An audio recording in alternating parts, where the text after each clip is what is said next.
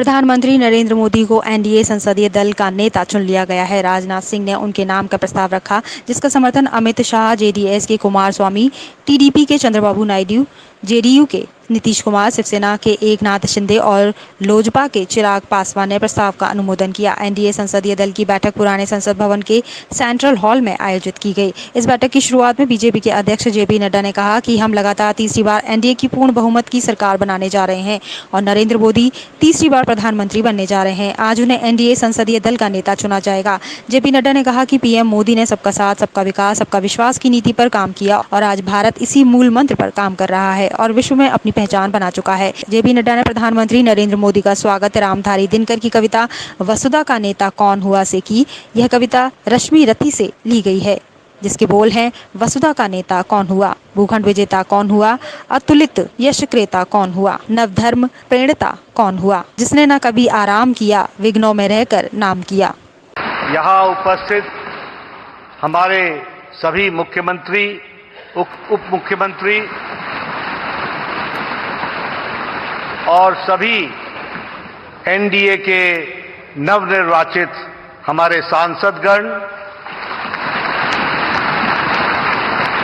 और हमारे सभी संसदीय दल के सांसदगण, ये एक ऐतिहासिक पल और ये एक ऐतिहासिक घड़ी जिसका हम सबको इंतजार था, वह घड़ी आ गई है और हम सब लोगों ने तीसरी बार लगातार हमारे एनडीए के गठबंधन के नेता के रूप में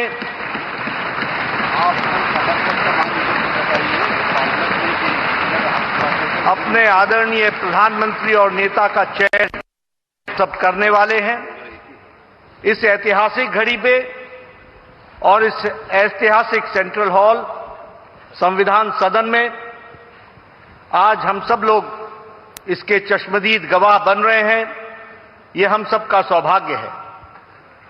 मैं आप सब लोगों की तरफ से और हमारे इलेक्ट्रॉनिक मीडिया के माध्यम से करोड़ों लोग जो इस समय संसदीय दल की गतिविधि को देख रहे हैं, उन सब की ओर से आदरणीय प्रधानमंत्री जी का हार्दिक अभिनंदन करता हूं और स्वागत करता हूं।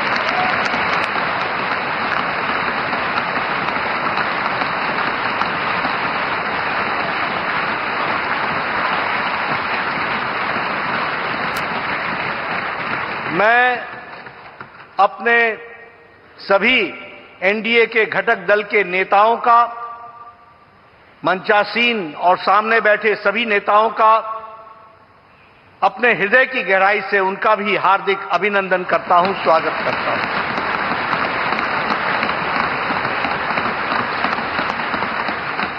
हम सब लोग आदरणीय प्रधानमंत्री जी को अपने दिल की गहराइयों से हार्दिक बधाई देते हैं, जिनके अथक प्रयास, अथक मेहनत हर पल, हर घड़ी, हर दिन, हर वर्ष, हर पल पल देश की सेवा के लिए उन्होंने समर्पित किया और यही कारण है कि आज भारत पुनः इतिहास रच रहा है कि तीसरी बार लगातार बहुमत के साथ एनडीए की सरकार आ रही है।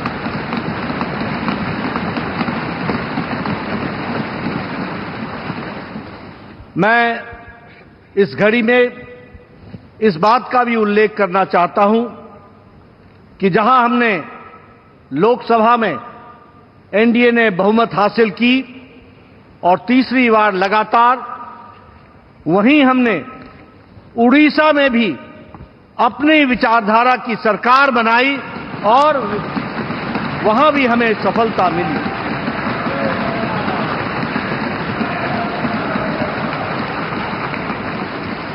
मुझे खुशी है आप सबसे ये बताते हुए कि आंध्र प्रदेश में भी एनडीए की सरकार एक तरफा बनती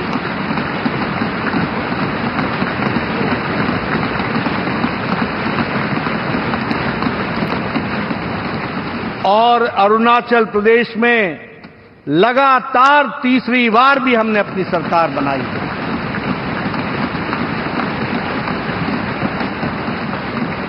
और सिक्किम में भी एनडीए की सरकार बनी है, उसके लिए भी मैं बहुत बहुत बधाई देना चाहता हूं।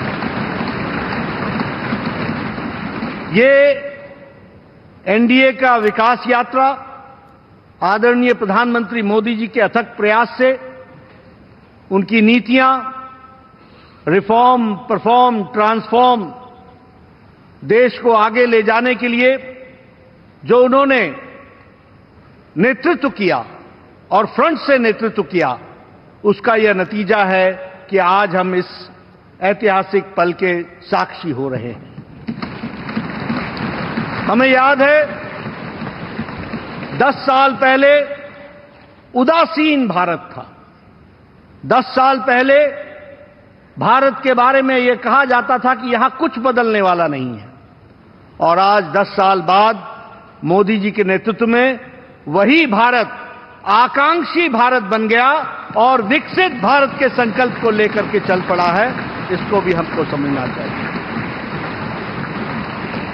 देश की सरहद मजबूत हुए, देश की सुरक्षा मजबूत हुई, अंतर्राष्ट्रीय दृष्टि से भारत ने अपने आप को स्थापित किया आदरणीय प्रधानमंत्री मोदी जी के नेतृत्व में। वहीं देश का इंफ्रास्ट्रक्चर आगे बढ़ा और वहीं गांव मजबूत हुआ, गरीब को ताकत मिली, महिलाओं का सशक्तिकरण हुआ, युवाओं के आकांक्षाओं को पंख लगे, हमारे किसानों को मुख्य धारा में लाया गया और हमारे दलितों को सम्मान के साथ आगे बढ़ने का रास्ता रखा। और यह सब संभव हुआ जिस मंत्र को लेकर आदरणीय प्रधानमंत्री जी चले, सबका साथ, सबका विकास, सबका विश्वास, सबका प्रयास। और उनके परिश्रम के कारण यह हम आज देख रहे हैं और हम अपने नेतृत्व का फिर से चयन करने वाले हैं। मैं रामधारी सिंह दिनकर जी की कविता पंक्तियां पढ़ना चाहूंगा प्रधानमंत्री जी के पुनः स्वागत में। वसुधा का नेता कौन हुआ, भूखंड विजेता कौन हुआ, अतुलित यश क्रेता कौन हुआ, नवधर्म प्रणेता कौन हुआ, जिसने न कभी आराम किया, विघ्नों में भी रहकर नाम किया।